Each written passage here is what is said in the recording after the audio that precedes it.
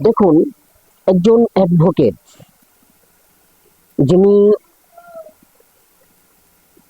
যুক্তি দেখানোই তার পরামর্শ, হোক সে গিলটি হোক সে নট গিলটি, অর্থাৎ বাদী হোক বা বিবাদী হোক, তার কাজ হচ্ছে আদালতের দাঁড়িয়ে তার যে ক্লায়েন্ট আছে সেই ক্লায়েন্টকে যুক্তিতর্কের বেড়াজালে অপর পক্ষের যিনি উকিল আছেন তাকে কুপঘাত করে জজ সাহেবকে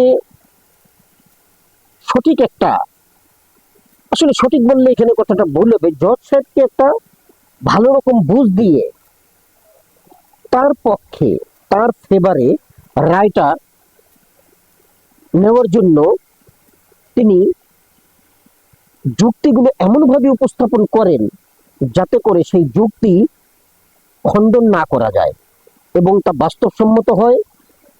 তা না হলে তো জজ সাহেব সেটা গ্রহণ করবেন না। তো এইরকম পেশায় যারা নিয়োজিত তাদেরই মতন ইনি একজন অ্যাডভোকেট, অথচ ওনার বক্তব্যকে শুনেছেন?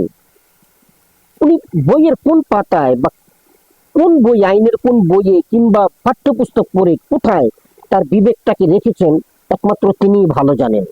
থেকে এসে কেউ যদি মেম্বার হয় সেটাকেই মানতে চায় না। আবার প্রবাসী ভোটাররা রেমিটেন্স দেয়, তো তাদের পরিবারের জন্য তারা টাকা পাঠায়, তাদের পরিবার ভিটামাটি বিক্রি করে ছেলেকে বিদেশ পাঠায়, তো সে তার দায়িত্ব আছে তার পরিবারকে টাকা পাঠানোর। তার জন্য বাংলাদেশের রাজনীতিতে অংশ দিতে হবে, ভোটার বানাতে হবে। কে বলছে? বাংলাদেশের সুখ দুঃখ একটা নিরাপদ জায়গা থেকে তারা প্রতিবাদ করে। আমাদের মতো রং পানি থেকে, রিমান্ড থেকে, লোহার রড থেকে থেতলা করা, আর পুলিশ পিটানি, আর দিনের পর দিন 40 দিন 50 দিন থানা ও থানা করে বেঞ্চের উপর বসায় রেখে রিমান্ড কার্যকর করা, এগুলো কি প্রবাসী ভোটাররা কখনো তারা কি ভুক্তভোগী? তো ভুক্তভোগী না তো ভোটের ভুক্তভোগী হতে যাবে কেন? ভোটের অংশ তার হতে যাবে কেন? এগুলো মাঠ থেকে কি সুপারিশ আসে এটা আগে বুঝতে হবে।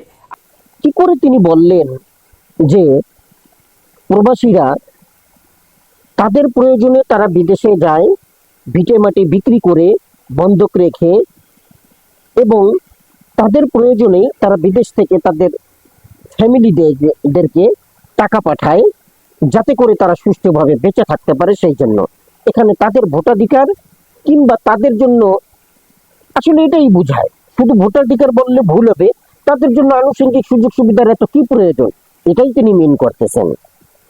আচ্ছা, উনি যে এই যুক্তিটা দিলেন, আমি আমার সাধারণ জ্ঞানে থেকে বলি, তাহলে বাংলাদেশের যারা ব্যবসায়ীরা আছেন, যারা ব্যবসা করেন, দেখা গেল অনেকেই ফরিদপুর, বরিশাল, নওগাঁ, মানিকগঞ্জ, ময়মনসিংহ বিভিন্ন জায়গা থেকে, অজপাড়াগা থেকে ঢাকায় এসে বা বিভিন্ন জায়গায় গিয়ে, শুধু ঢাকা না বিভিন্ন জায়গায় গিয়ে তার যেখানে ভালো হয়, তার রিজিক যেখানে আছে সেইখানে গিয়েছে একটা দোকান বা ফুটপাতে ব্যবসা করে জীবিকা নির্বাহ করতেছে, এবং ওই ব্যক্তি সেখানে টাকা পয়সা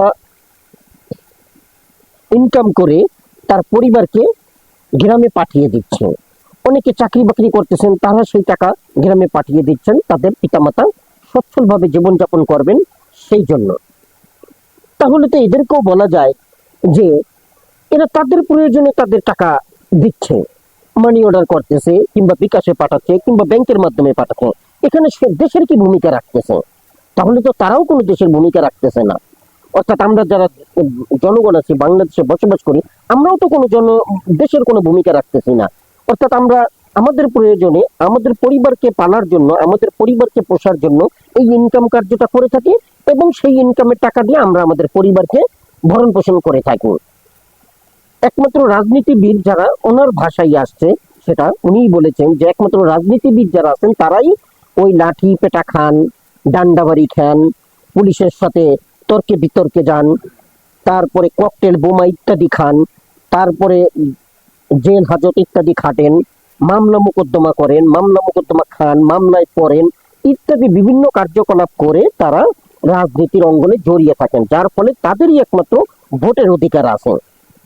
তাহলে যারা রাজনীতিবিদ তাদেরই শুধুমাত্র ভোটের অধিকার আছে, আর আপামর যারা জনসাধারণ আমরা আছি আমাদের কোনো ভোটের অধিকার নাই, কারণ আমরা তো এগুলোর সাথে জড়িত না।